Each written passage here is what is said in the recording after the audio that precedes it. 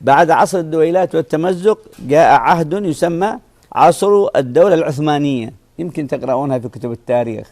هذا العصر الناس لا يقرؤون قراءة صحيحة، نحن نجد في كثير من الكتب عصر الاستعمار العثماني، وهو ليس باستعمار، ما يسمى استعمار إلا إذا كان من طريق كفر. لكن عصر الدولة العثمانية هو عصر إعادة قرار الخلافة. الخلافة سقطت بسقوط المغول والتتار، جاءوا العثمانيين وأعادوا خلافة الأمة العربية والإسلامية، ووحدوا العالم العربي والإسلامي من جديد بالجهاد في سبيل الله، حتى جمعوا العالم العربي في وحدة واحدة وقرار واحد في تركيا، كان في بلد القسطنطينية بعد فتحها.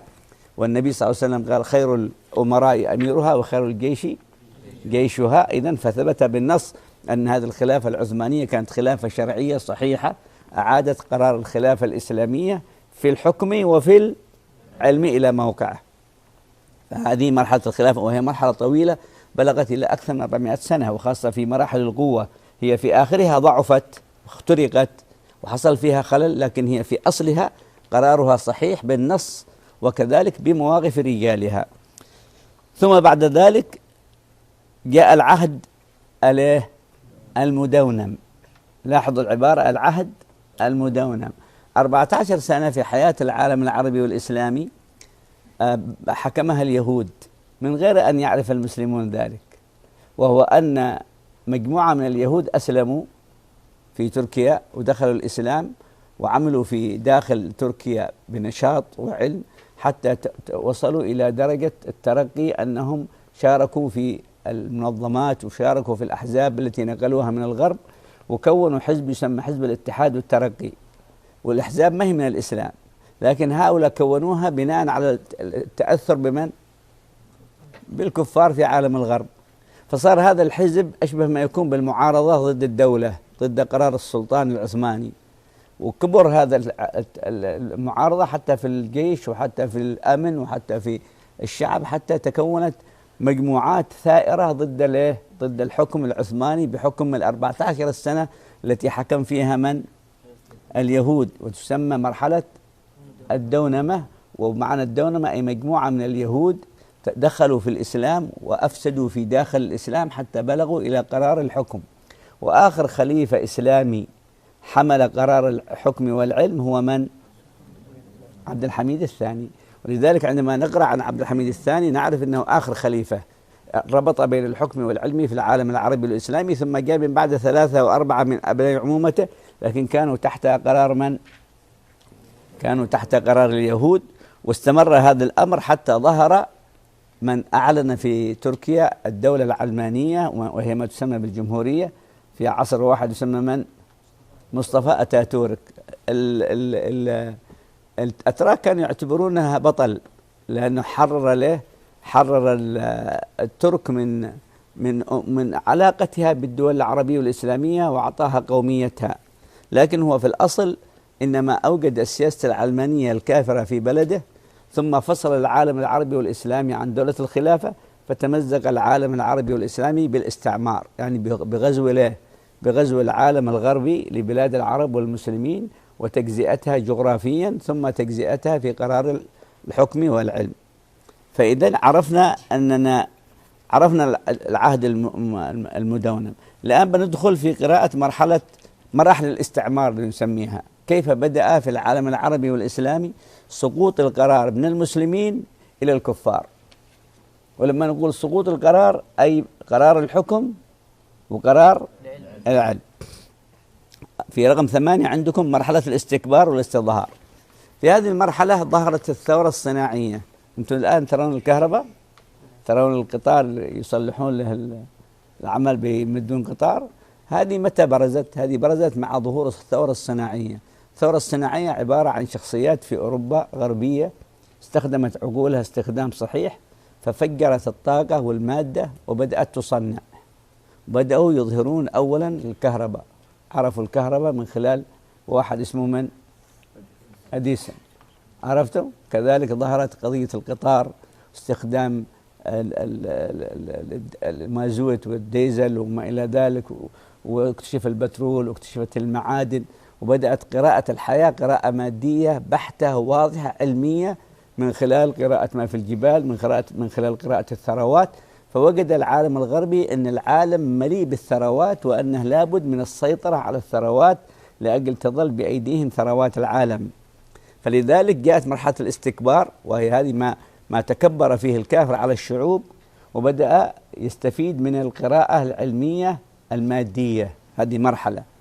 ثم جاءت مرحلة الاستظهار، أرسلوا الأوروبيين من يسموا بالمستشرقين. تسمعون عن المستشرقين؟ وهم العقلاء العلماء الشرقيين أو الغربيين، أرسلوهم إلى البلاد العربية لأجل دراسة الواقع العربي. بالطبع ما يدخلوا إلا بسر، أو يدخل مسلم يقول أنا أسلمت، يحبوه المسلمين، يدخل العالم الإسلامي ويعيش بين المسلمين كافر، يكتب التقارير ويتابع أخبار المسلمين وهو ليس بمسلم، ثم يرجع إلى بلده فيقدم التقارير لتلك الدول التي تريد أن تدخل البلاد العربية لكن بعد دراستها. فعرفوا دراسة البلاد العربية والإسلامية وأحوال الناس وميولهم وأفكارهم ودينهم وما يحبون وما يكرهون، وبنوا على ذلك ما يسمى بالاستعمار، يعني بمعنى التدخل العسكري. كان أول تدخل فكري وقراءة للواقع العربي والإسلامي، ثم جاءت بعد ذلك مرحلة الاستعمار، وهي التي جاءت بعد الحرب العالمية الأولى والحرب العالمية دائما تسمعون عن الحرب العالمية. الحرب العالمية هذه تقسيم الأرض. هؤلاء الحلفاء اختلفوا في العالم، ثم أقاموا حرب بينهم لاقتسام تركة الرجل المريض يسمونه. أي البلاد العربية والإسلامية كانت تحت قرار واحد، ملآنة بالثروات، ملآنة بالبترول، ملآنة بالمعادن، ملآنة بكل شيء. كيف يصلوا إليها؟ فعملوا مؤتمرات يتفقون على تقسيم البلاد العربية والإسلامية جغرافيا. فعندما قسموها بدأوا يفكرون كيف يغزونها. فغزوا أولا اليمن، وهي ما يسمى بغزو عدن، استعمرتها بريطانيا. وغزوا كذلك أطراف تونس وما حولها وهم الفرنسيين، والبرتغال غزوا في جانب آخر. أي دخلوا إلى البلدان العربية الإسلامية. مع ضعف الدولة العثمانية لم تعد تقدر أن تدافع عن أطراف البلدة الكبيرة. تدخل الاستعمار، استولى على الخليج، استولى على عدن، استولوا على مناطق أخرى. ثم جاءت الحرب العالمية الثانية واتفقوا اتفاقات على تقسيم الوطن العربي، بما فيه أن يعطوا إسرائيل موقع في بلاد العرب اللي يسمونها إسرائيل. من ضمن الاتفاقيات أن جزء من الخريطة يعطى لليهود، بينما عبد الحميد الثاني رفض أن يعطيهم لأنهم جنس غير عربي وغير مسلم، وقال لهم عيشوا كما يعيش الأرمن، كما تعيش الأجانب الأخرى، يعيشون في البلاد العربية. لكن جاء الاستعمار وهيأ لهم هذا الموقع الذي تروه الآن كالخنجر في ظهر الأمة العربية والإسلامية بأسباب الاستعمار. الاستعمار هو الدول الكبرى التي ترونها الآن فيما يسمى بالأمم الأمم المتحدة. هذه القراءة قراءة شرعية، ما هي قراءة سياسية. أنت تقرأ التاريخ قراءة شرعية كما أخبر عنها النبي صلى الله عليه وسلم. طيب فين النص أن هذا الاستعمار موجود في الكتب أو في السنة أو في الحديث؟ اسمعوا الآن باختصار. نجد في القرآن في سورة الأحقاف يخاطب الله العالم الكافر يوم القيامة، فيقول ويوم يعرض الذين كفروا على النار. العالم الكافر يعرضون على النار، يقول لهم ربي أذهبتم طيباتكم في حياتكم الدنيا. كل الاختراع والاكتشاف والثروات أنتم ضيعتوها في الدنيا وبناء الدنيا والسيطرة فيها. ما عرفتم حق رب، ما عرفتم حق دين، ما عرفتم حق إسلام، كفرتم بالله. أذهبتم طيباتكم في حياتكم الدنيا واستمتعتم بها، فاليوم تجزون عذاب الهون بما كنتم تستكبرون في الأرض. هذا استكبار، مرحلة الاستكبار. تستكبرون في الأرض بغير الحق. هذه بلدان ما هي بلدانكم، هذه أفكار ما هي أفكاركم. كان بالإمكان تدخلون إلى البلدان هذه لأجل تخدمون العلم وتأخذون نصيب، لكن تحكموها، تغيروا مبادئها، تغيروا دينها، تغيروا شرعتها. إذن يقول بما كنتم تستكبرون في الأرض وبما كنتم تفسقون، بمعنى أن العالم الكافر غزا العالم العربي والإسلامي وفسق في العالم العربي، أخرجه عن حده من ظاهرة الديانة الإسلامية، وربى الجيل العربي المسلم على الأفكار الحادية والأفكار الغربية وتعظيم المادة وتعظيم الدنيا، حتى نسوا المسلمين الصلاة والعبادة. والمرأة خرجت من دائرة الأدب، وإذا بهم الآن لا يرون لهم مثال إلا الغرب. أحسن واحد يفرح أنه يروح يدرس في بلدان الغرب ويتخرج في بلدان الغرب، ونعاد حمل جنسية عادها تعتبر كبيرة ولا لا؟ يعني يشير الإسلام إلى أن هذه المواقف تشير بسبب إيه؟ بسبب تدخلات الكافر، وهذه الآيات تشير إلى مفهوم الاستعمار. هذا في القرآن. في السنة قول النبي صلى الله عليه وسلم: يوشك أن تداعى عليكم الأمم.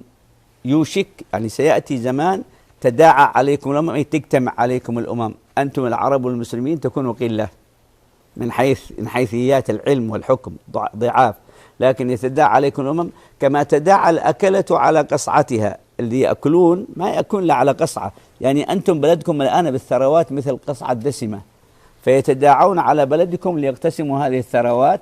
هكذا يقول النبي: تداعى عليكم الأمم كما تداعى الأكلة على قصعتها. الصحابة قالوا: يا رسول الله، أمن قلة نحن؟ يعني بيدخلوا الكفار اللي حاربناهم والذي أظهرنا الإسلام بيدخلوا علينا نحن قليل؟ قال: لا، أنتم يومئذ كثير كثير كثير، ولكنكم غثاء كغثاء السيل. يعني شعوب مفرقة، ليس لكم قرار واحد. طيب إيه هو القرار؟ إما أن يكون قرار حرب، وإما أن يكون قرار سلم. فإن كان قرار حرب لأجل الدفاع عن الإسلام، وإن كان قرار سلم لأجل إقامة ما تسمونه بالتنمية والعلم في الأرض. ففقد المسلمون بهذا التآمر اللي سمعتموه في كلام النبي من حيث ما جاء في الكتاب والسنة، قرارهم في الحكم وقرارهم في العلم. لكن بقيوا كلنا موجودين الآن شعوب مسلمين، لكن سمانا النبي عصر الغثائية. الغثائية أي لا يملك المسلم قرار حكم، ولا يملك قرار علم.